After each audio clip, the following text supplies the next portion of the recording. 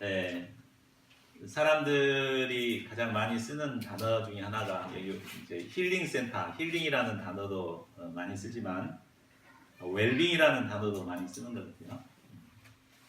사람들은 살아가는 동안 잘 먹고 잘 사는 것, 그것이 최고라고 생각하며 살아갑니다. 그래서 어떻게 하면 건강하게 잘 먹고 잘 살 것인가, 거기에 집중해서 관심을 갖고 있죠.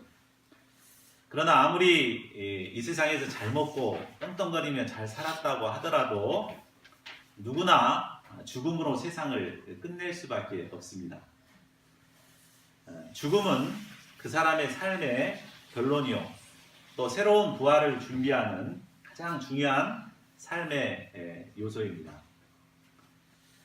때문에 우리는 어떻게 사느냐보다도 어떻게 생을 마감하느냐, 어떻게 죽느냐, 이게 더 중요한 것 같습니다.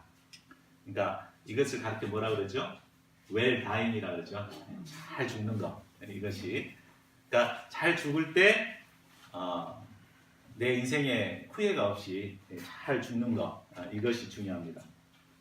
자, 그렇다면 어떻게 죽는 게 잘 죽는 것일까요? 오늘 우리는 하나님의 말씀을 분명하게 증거하고 또 장엄하게 죽음을 맞이하는 젊은 스데반을 볼 수 있습니다. 스데반의 인생은 짧았지만 그의 인생은 참으로 아름다웠습니다. 어떤 점에서 아름답습니까? 우리가 지금 그것을 공부하고자 합니다. 오늘 말씀을 통해서 스데반의 삶을 잘 배우고 우리가 정말 영광스러운 아름다운 삶을 살아가는 자들이 될 수 있기를 기도합니다. 아멘. 자, 지난 9강 말씀 좀 오래됐는데 한번 떠올려 보시기 바랍니다.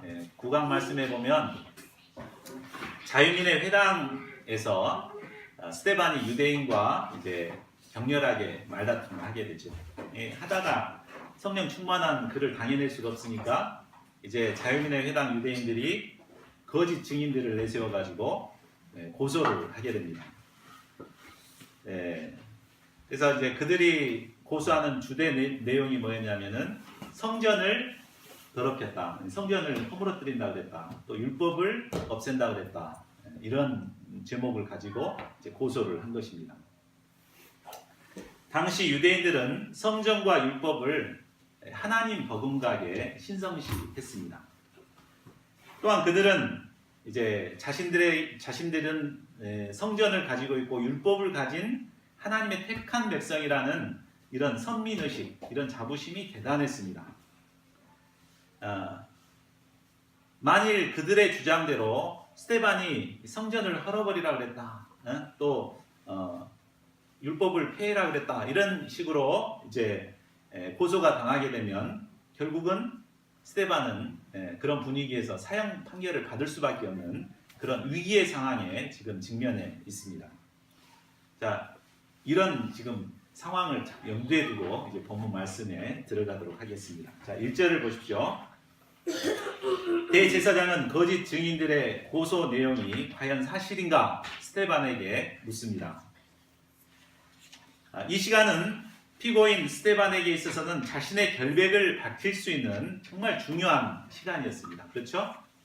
저 같았으면 그것이 아니고요, 실은 이랬습니다, 이렇게 이제 자기 변호하는 말을 했을 것 같습니다. 그러나 스데반은 그 시간을 이용해서 지켜보고 있는 종교 지도자들과 유대교 열혈 당원들에 대해서 분명한 메시지를 증거합니다. 2절에서 53절까지는 길지만 이제 스데반이 공회에서 설교한 내용을 담고 있습니다. 스데반이 설교한 내용은 실은 유대인들은 달달달달 외우고 있는 그런 내용입니다. 우리 신앙생활 좀 오래 해본 사람들은 이 내용 다 알죠. 이 흐름을 다 압니다. 그렇기 때문에 다 안다는 생각 때문에 이 부분을 그냥 쉽게 그냥 스쳐 지나가기가 쉽습니다. 그러나 이 스데반의 설교를 자세히 읽어보면 당시 유대인들의 신앙의 문제가 무엇인가, 이것을 정확하게 지적을 하고 있습니다. 그래서 이 메시지는 이제 구약의 유대인의 문제들을 이렇게 지적하고 신약의 새로운 시대를 여는 아주 중요한 메시지가 되는 것입니다. 그래서 저자도 이 원문을 그대로 실은 것을 알 수 있습니다. 자, 그러면 스데반이 이 본문 설교를 통해서 우리에게 증거하고자 하는, 유대인들에게 증거하고자 하는 바가 무엇입니까? 6가지로 저는 구분할 수가 있었습니다. 자, 첫 번째는 아브라함을 이방 땅인 메소포타미아에서 부르셨다는 사실입니다. 자, 2절을 보십시오. 스데반은 먼저 이스라엘의 조상인 아브라함의 부르심에 대해서 말하고 있습니다. 아브라함은 유대인의 조상으로서 유대인들이 신성하게 생각하는 시조입니다.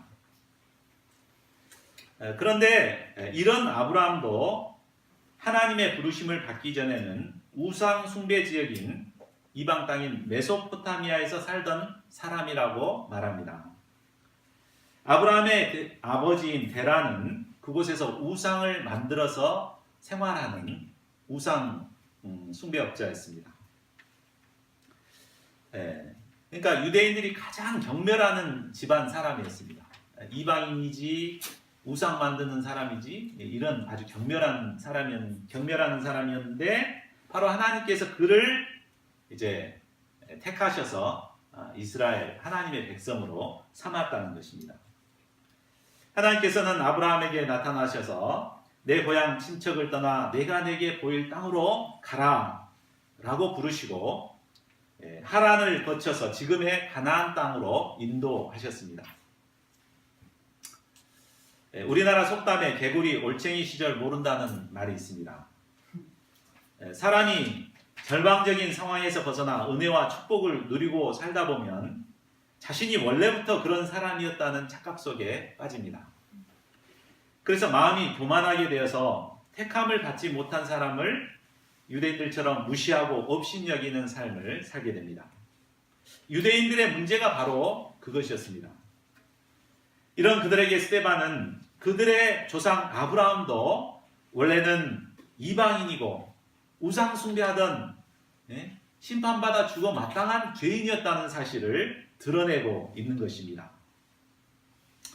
신앙생활을 오래 하다 보면 우리도 이런 유대인들의 문제에 빠질 수가 있습니다. 본래부터 자기가 이렇게 하나님의 백성으로 살았던 것처럼 이렇게 교만하게 행하기가 쉽습니다. 그러나 과거 내가 어떤 죄인이었는가를 깨닫게 될 때 하나님 앞에 겸손하게 되고 정말 겸손하게 하나님의 백성으로서 살아갈 수가 있게 되는 것입니다.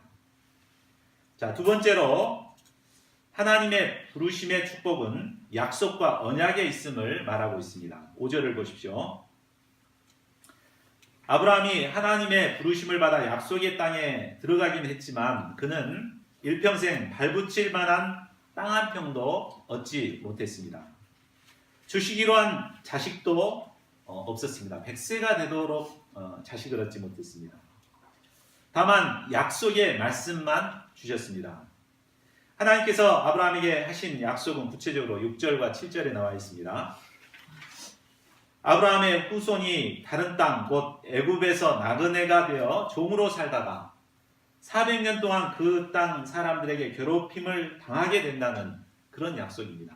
그리고 하나님께서 그 나라를 심판하심으로 그 후에 다시 약속의 땅으로 돌아와서 하나님을 섬기게 될 것이다. 그런 약속을 주셨습니다. 하나님께서는 이 약속을 주시고 그 약속을 굳게 하는 할례의 언약을 주셨습니다. 아브라함은 이 약속을 믿고 아들 이삭에게 할례를 행했고 또 이삭은 야곱에게 행했고 또 야곱은 12조상, 12아들을 낳게 됩니다.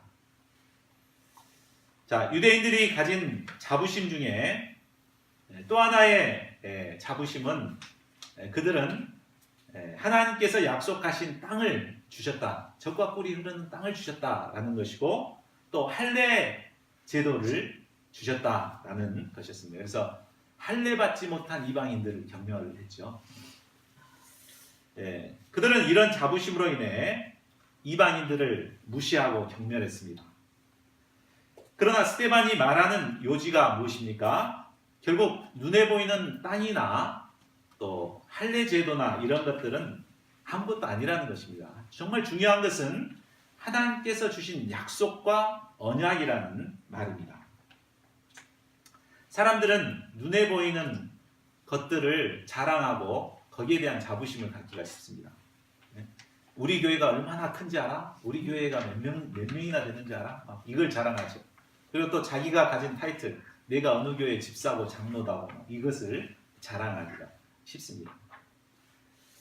네. 그러나 하나님께서는 그거 기뻐하시지 않습니다. 정말 하나님께서 중요한 것은 하나님께서 나에게 어떤 약속의 말씀을 주셨는가, 우리가 하나님께서 나에게 어떤 언약을 주셨는가, 그것을 자랑하는 것입니다. 그것을 귀히 여기고 그것을 자랑하는 것이 돼야지 눈에 보이는 것, 이렇게 겉으로 화려한 것, 이것을 자랑할 필요가 없다는 것입니다. 하나님께서 우리에게는 언약의 말씀을 주셨습니다. 비록 눈에 보이는 열매가 없다 할지라도 우리는 이 약속의 말씀을 믿고 언약을 믿고 살아가야 합니다. 이것이 바로 참된 신앙인의 자세인 것입니다. 자, 셋째로 스데반은 이스라엘 조상들의 죄악과 그들을 구원하신 하나님의 은혜를 증가합니다. 9절을 보십시오. 야곱이 낳은 이스라엘의 조상들은 야곱이 특별히 아끼고 사랑하는 요셉을 굉장히 시기했습니다. 그들은 가인처럼 형제를 시기하다가 때를 만나니까 이제 심부름은 야곱을 구덩이에 빠뜨려 죽이고자 했습니다. 그러다가 이제 신랑이 끝에 결국 합의를 봐가지고 종으로, 애굽의 종으로 팔아버립니다. 그러나 하나님께서는 요셉과 함께 하셨습니다. 그래서 요셉을 모든 환난에서 건져내시고 마침내는 애굽의 총리로서 그를 높여주십니다.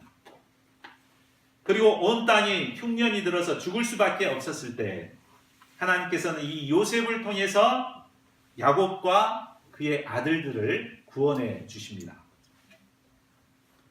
형제를 죽이고자 하다가 노예로 팔아버린 이스라엘의 조상들은 당장의 심판을 받아 죽어도 할 말이 없는 죄인들이었습니다. 그러나 하나님께서는 이런 그들을 바로 자신들이 핍박하고 죽이고자 했던 요셉을 통해서 흉년의 큰 환난에서 건져내신 은혜의 하나님이십니다. 이스라엘 조상들을 구원하신 이 하나님께서는 장차 예수 그리스도를 통해서 이런 역사를 이루실 것을 요셉을 통해 보여주실 것입니다. 종교 지도자들과 유대인들은 구원의 주 예수님을 시기하여 결국 예수님을 십자가에 못 박아 죽였습니다. 그러나 하나님께서는 예수님을 죽은 자 가운데서 살리시고 부활의 주님이 되게 하셨습니다. 그리고 누구든지 예수님을 믿는 자는 구원을 얻도록 구원의 문을 활짝 열어놓으셨습니다. 요셉의 형제들이 어떻게 구원을 받습니까? 바로 요셉이 초청했을 때 순종함으로 말미암아 그들이 구원을 받습니다. 이와 마찬가지로 예수님께서 이제 죄인들을 초청할 때 순종하는 자들은 구원을 얻게 되는 것입니다. 자, 넷째로 스데반은 연약한 모세를 영적인 지도자로 키우신 예수님 하나님에 대해서 증거합니다. 유대인들은 자신들에게 율법을 주었던 모세를 굉장히 마치 신처럼 추앙했습니다. 그러나 스데반은 모세 역시 연약한 인간일 뿐이요, 다만 그가 위대한 하나님의 종이 된 것은 오로지 하나님의 일방적인 은혜임을 증거하고 있습니다. 19절을 보십시오. 이스라엘이 애굽에서 번성하게 되자 위기의식을 느낀 애굽 왕은 교활한 방법을 써서 산하 제한 정책을 씁니다. 노역을 심하게 해서 아기를 갖지 못하도록 하도 안 되니까 이런 히브리 산파들을 동원해죠. 그래서 이제 남자아이를 낳으면 그 자리에서 죽이도록 합니다. 또 그래도 안 되니까 이제 아이를 낳으면, 아들을 낳으면 전부 나일강에 버리도록 이렇게 명령합니다. 모세는 태어나자마자 나일강에 버려져 죽어야 할 운명을 안고 태어난 자였습니다. 그러나 20절을 보십시오. 모세는 하나님 보시기에 아름다웠습니다. 하나님 보시기에 아름다웠다는 말은 하나님께서 그를 일방적인 은혜로 선택하셨다는 것을 의미합니다. 모세는 운명적인 상황에서 하나님의 택하심을 받고 석 달 동안 아버지 집에서 길리움을 받다가 결국 나일강에 어쩔 수 없이 이제 버려지게 됩니다. 그러나 그때 곧바로 하나님께서는 바로의 딸을 준비하셨다가 그를 건지십니다. 하루아침에 버려진 신세에서 애굽의 왕자가 되게 하신 것입니다. 모세는 하나님의 건짐을 받고 이제 당대 최고의 선진국인 애굽의 왕자로서 궁중교육을 받게 됩니다. 그래서 말과 일에 능한 자가 되었습니다. 그러나 그런 은혜를 받았으면서도 나이가 40이 되어서야 겨우 그는 그의 형제를 돌보고자 하는 마음을 갖게 됩니다. 그런데 원통한 사람을 돕는다고 하다가 자신의 감정을 절제하지 못해서 결국 애굽 사람을 돌로 쳐서 이렇게 파묻어 버리죠. 또 그런 이제 혈기를 부렸지만 그럼에도 불구하고 이스라엘 백성들은 자기를 지도자로 여길 것이다 이런 생각을 했습니다. 그러나 자기 생각과 달랐습니다. 다음날 동족끼리 싸우는 것을 중재하려고 나섰는데 가해자가 오히려 모세를 미치며 누가 너를 관리와 재판장으로 우리 위에 세웠냐? 내가 어제는 애굽 사람을 죽이더니 오늘은 나를 죽이려 하느냐? 이렇게 따졌습니다. 이 말을 듣고 모세가 이제 겁을 먹은 거죠. 그래서 도망을 치게 됩니다. 그는 동족에 대한 배신감 또 바로 왕에 대한 두려움으로 머나먼 미디안 땅으로 하루아침에 이제 왕자의 신분을 버리고 도주하게 됩니다.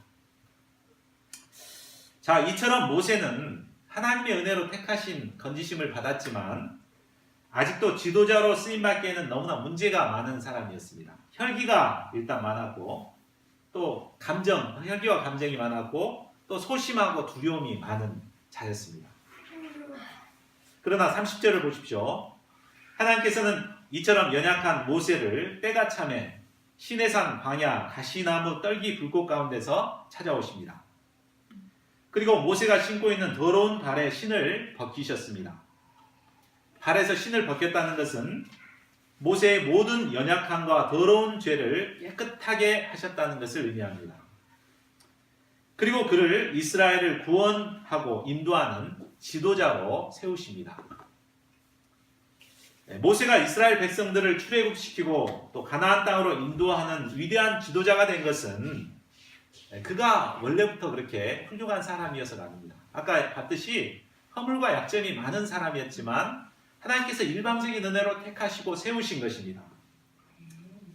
우리가 하나님의 역사에 쓰임받게 된 것도 마찬가지입니다. 인간적으로는 허물과 약점이 많지만 또 도저히 쓰임받을 수 없는 자이지만 하나님의 일방적인 은혜가 있기 때문에 우리가 하나님의 역사에 쓰임받게 되는 것입니다. 우리가 이 사실을 깊이 깨닫게 될 때 우리는 겸손하게 맡겨주신 사명에 열심을 낼 수가 있는 것입니다.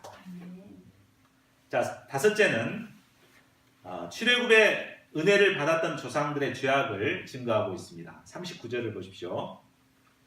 하나님께서는 지도자 모세를 보내시고 노예 백성으로 있던 이스라엘을 출애굽시켜 주셨습니다. 그러나 조상들은 그들을 하나님께서 보내신 지도자인 모세를 복종하지 않고 거절했습니다. 일만 열면 모세를 원망하고 불평했습니다. 그리고 마음이 도리어 애굽을 향해서 늘 불평만 하고 애굽 살 때가 좋았다. 그때 고깃국 먹는 때가 좋았다. 이렇게 불평을 했습니다. 그러다 심지어 우상을 만들어 섬기는 죄악까지 저지릅니다. 41절을 보십시오. 우상 숭배는 하나님께서 가장 가증하게 여기는 것으로 십계명에서 첫 번째로 금하고 있는 계명입니다. 그러나 그들은 금송아지를 만들어 그 우상 앞에서 제사하며 자기 손으로 만든 것을 기뻐하였습니다.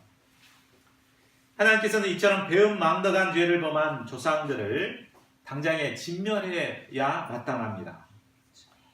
그러나 모세의 중보기도를 들으시고 진노를 거두십니다. 그리고 연약한 백성들을 위해 이제 증거의 장막을 만드십니다.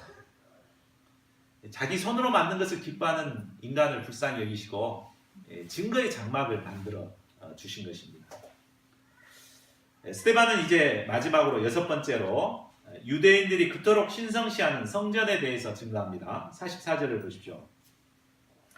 하나님께서는 광야에서 조상들에게 증거의 장막을 주셨습니다. 그 장막은 하나님께서 모세에게 명하신 대로 만든 것입니다. 또 그 장막은 여호수아가 가나안에 들어오면서 함께 가지고 왔다가 다윗 왕 때까지 이르게 됩니다.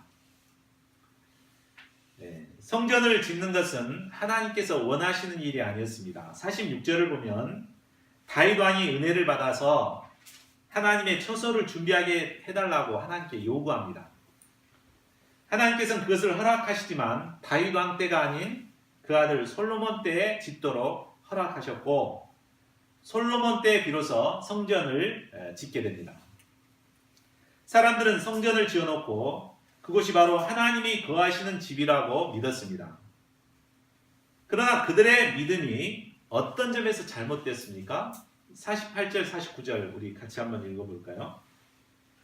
자, 시작. 그러나 지극히 높으신 이의 손으로 지으신 곳에 계시지 아니하시나니 선지자가 말한다. 주께서 이르시되 하늘은 나의 보좌요 땅은 나의 발등상이니 너희가 나를 위하여 무슨 집을 짓겠으며 나의 안식할 장소가 어디냐. 자, 하나님께서는 우주 만물을 창조하신 분이십니다. 온 우주에 충만하게 거하시는 무소부재하신 분이십니다. 그런 하나님께서 아무리 아름답게 만들었다고 사람의 손으로 지어놓은 그 집에 거하실 분이십니까? 그건 잘못된 믿음인 것입니다. 그런데 우리는 이처럼 영원하신 하나님을 자신의 제한된 틀 안에 가두어 놓고자 하는 어리석음을 범할 때가 많습니다.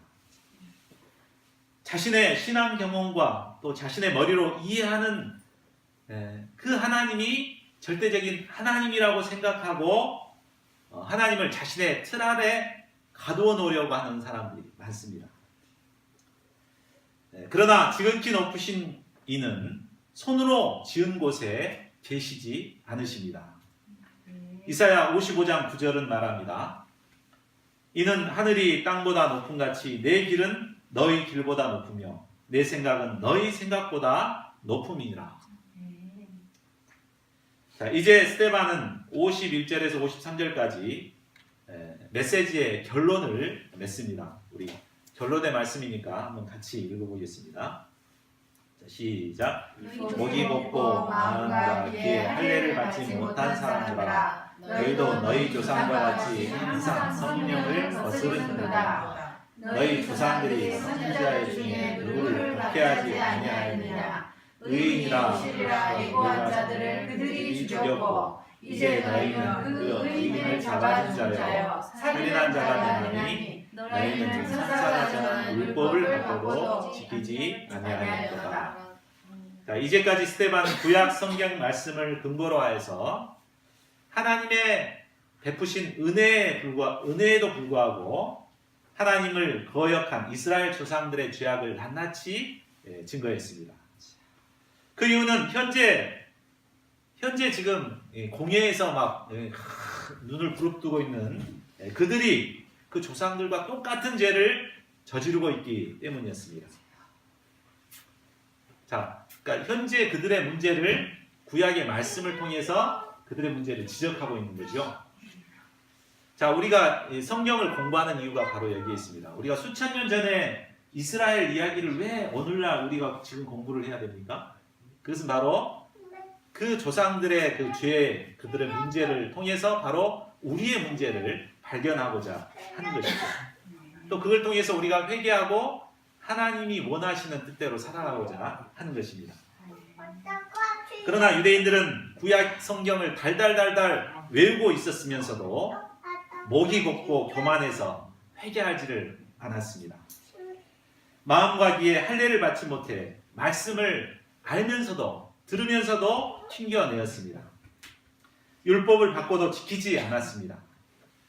결국 그들은 말씀을 알면서도 조상들과 똑같은 성령을 거스르는 죄악을 범하고 있는 것입니다. 조상들처럼 의인을 잡아 죽이는 살인자들이 되어버렸습니다. 우리도 이런 어리석은 자들이 되지 말아야겠습니다. 말씀을 받을 때 곧은 다 안다고 생각하는 교만한 자세로 말씀을 받아서는 안 되겠습니다. 마음과 귀에 할례를 받아서 겸손한 자세로 바로 나에게 주신 말씀으로 영접하고 회개해야 되겠습니다. 그리할 때 우리는 하나님의 택한 백성이요 거룩한 하나님의 사람들로 살아갈 수 있는 것입니다. 자, 54절을 보십시오. 성령 충만함으로 증거하는 스데반의 메시지를 들은 유대인들이 마음의 찔림을 받았습니다. 마음의 찔림을 받으면 어떻게 해야 돼요? 회개해야 되잖아요. 오순절 성령 강림 때 베드로의 메시지를 들었던 신자들은 그날 형제여 우리가 어찌할꼬 하면서 참 가슴을 치면서 회개를 했습니다. 그러나 그들은 도리어 마음이 완악해졌습니다. 그래서 말씀을 증거하는 스데반을 향하여 이를 득득 갈았습니다. 목이 곧고 회개하기를 싫어하는 자들은 이처럼 생명의 말씀을 듣고도 오히려 분노를 쏟아놓습니다. 자, 말씀을 열정적으로 전했는데도 그 반응이 시원치 않을 때 힘이 빠집니다. 제가 말씀을 준비했다가 막 이렇게 전하는데 자고 있다거나 막 반응이 안 좋으면 참 힘이 빠집니다. 근데 지금 그 정도가 아니죠. 성령 충만해서 막 증거를 했는데 오히려 막 이를 갈고 막 분노로 막 이렇게 하고 있는 것입니다. 자, 이때 스데반은 무엇을 보았습니까? 그 성난 군중들을 보았습니까? 아니죠. 하늘을 우러러 주목하여 보았습니다. 55절, 56절입니다. 자, 우리가 힘든 상황에 처했을 때 무엇을 보느냐는 대단히 중요합니다. 힘든 그 상황만을 보면 그 문제가 굉장히 더 커 보이고 그 문제에 짓눌리게 됩니다. 그러나 눈을 들어 하늘을 바라볼 때 현재의 문제는 더 이상 커 보이지가 않습니다. 스데반이 눈을 들어 하늘을 주목하여 보았을 때 이제 하늘의 문이 열리는 것을 봅니다. 그리고 하나님의 영광이 보였습니다. 그리고 그 우편에 예수님께서 서 계신 것도 보았습니다. 하나님 보좌 우편에 앉아 계셨던 예수님께서는 핍박받는 스데반을 가만히 앉아서 볼 수가 없었습니다. 일어서서 스데반을 응원하면서 그를 맞이할 준비를 하신 것입니다. 자, 이 모습을 본 스데반은 자신도 모르게 소리를 지릅니다. 보라, 하늘이 열리고 인자가 하나님 우편에 서신 것을 보노라. 자, 57절을 보십시오. 그때 유대인들은 스데반의 음성을 더 이상 듣지 않기 위해서 큰 소리를 지르며 귀를 막고 일제히 스데반에게 달려들었습니다. 그리고 그를 성 밖으로 내치고 일제히 돌을 던졌습니다. 이미 이성을 잃은 그들은 공의 판결도 기다리지 않고 살인마들로 돌변해버렸습니다. 그들이 던지는 돌에 맞아 피투성이가 된 스데반은 마지막으로 부르짖어 기도합니다. 주 예수여, 내 영혼을 받으시옵소서. 주여, 이 죄를 그들에게 돌리지 마옵소서. 자, 이 기도는 어디서 많이 들어본 기도가 아닙니까? 바로 예수님께서 십자가상에서 무리들을 위해서 기도했던 그 기도의 내용이었습니다. 스데반은 순교하는 순간에 예수님께서 십자가상에서 드렸던 그 기도를 드린 것입니다. 스데반의 죽음은 예수님의 죽음과 너무나 닮아 있습니다. 스데반은 예수님께 받은 그 십자가의 사랑의 기초에서 자신에게 돌을 던지는 자들을 향해 용서의 기도를 드렸습니다. 그리고 그 마지막 기도를 끝으로 그는 잠든 것처럼 죽음을 맞이합니다. 이로써 스데반은 짧은 인생을 마감하게 되었습니다. 앞으로 살아갈 날이 창창한 나이에 죽음을 맞이한 그의 생애를 볼 때 참 너무나 안타까운 마음이 듭니다. 혼신의 힘을 다해 말씀을 전했지만 아무런 소득도 얻지 못하고 헛된 죽음을 당한 것 아닌가라는 생각을 하기도 합니다. 그러나 그의 죽음은 결코 헛되지 않았습니다. 우리가 사도행전을 계속 공부할 텐데 이 스데반의 죽음을 기점으로 해서 복음이 예루살렘에 갇혀있던 복음이 이제 온 유대와 사마리아와 땅끝까지 퍼져가는 역사가 이루어지게 되는 것입니다. 또 그의 죽음은 사도 바울을 변화시키는데도 결정적인 계기가 되었습니다. 58절을 보십시오. 스데반의 순교 현장에 사울이라는 청년이 있었습니다. 이 사울은 바울이 되기 전에 변화되지 않는 사울이었습니다. 그는 자유민 회당 출신으로서 스데반을 죽이는데 앞장섰던 인물입니다. 당시 죄인을 처형할 때 증인들이 먼저 돌을 던지고 난 다음에 그 다음에 사람들이 돌을 던지거든요. 그러니까 증인들이 돌을 던질 수 있도록 옷을 맡아갖고 있던 자였습니다. 그 말은 그 처형장에서 주도했던 자였어요. 스텝이었어요. 그러니까 그 사울은 스데반이 이렇게 이제 공회에서 심판받는 내용도 천사의 얼굴하고 정죄를 받았던 그 모습도 다 봤고 또 처형받는 그 모습도 다 보았던 것입니다. 죽을 때 어떻게 죽었는가도 다 보았습니다. 아마 이 사건은 그의 뇌리에 깊이 새겨졌을 것입니다. 그리고 그 사건은 결국 그가 회심하는 데 있어서 결정적인 계기가 되었습니다. 또 뿐만 아니라 후에 사도 바울이 복음 역사를 섬기는 데 있어서도 큰 영향을 주었습니다. 스데반처럼 죽음을 모르는 불사조와 같은 삶을 살게 되죠. 이처럼 스데반의 생애는 짧았지만 복음이 온 땅으로 퍼지고 사람을 변화시키는 결정적인 역할을 한 영광스러운 죽음이었습니다. 자, 죽음은 그 사람의 인생의 결산이라고 말할 수 있습니다. 어떤 인생이 성공한 인생이겠습니까? 부자가 되고 신문에 막 등장하고 스타가 되고 이게 성공한 인생일까요? 저는 그 죽음에 대해서 생각할 때 당장에 딱 죽음이 닥친다 하더라도 정말 후회 없이 죽음을 맞이할 수 있는 그것이 정말 성공적인 삶이구나 이것을 깨닫게 됐습니다. 그래서 그것을 위해서 기도를 하고 있습니다. 그렇죠. 내가 죽음이라는 것은 누구나 맞이하게 되는데 생의 마지막 순간 후회 없이 죽음을 맞이할 수 있다면 그 삶이 정말 성공적인 삶이었다고 말할 수 있을 것입니다. 아무리 세상에서 떵떵거리며 먹고 싶은 거 다 먹고 또 하고 싶은 거 다 했다 하더라도 죽음의 순간 죽지 않고자 발버둥을 치며 소리 지르고 죽는다고 해보세요. 그것이 정말 성공적인 삶이었겠습니까? 오늘 본문의 스데반처럼 죽음의 순간이 다가올 때 하늘을 우러러 하나님의 영광을 볼 수 있는 사람, 또 미워하는 모든 원수들을 위해서 그리스도의 사랑으로 기도할 수 있는 사람, 또 그리스도께 자기의 영혼을 맡길 수 있는 사람, 그 사람이 바로 성공적인 삶을 살았다고 할 것입니다. 우리는 젊기 때문에 죽음은 나와 거리가 멀다고 생각하기 쉽습니다. 그러나 죽음은 삶의 일부입니다. 누구나가 다 맞이해야 할 것입니다. 그러므로 우리는 살아있을 때 죽음을 준비하는 지혜로운 자들이 되어야 됩니다.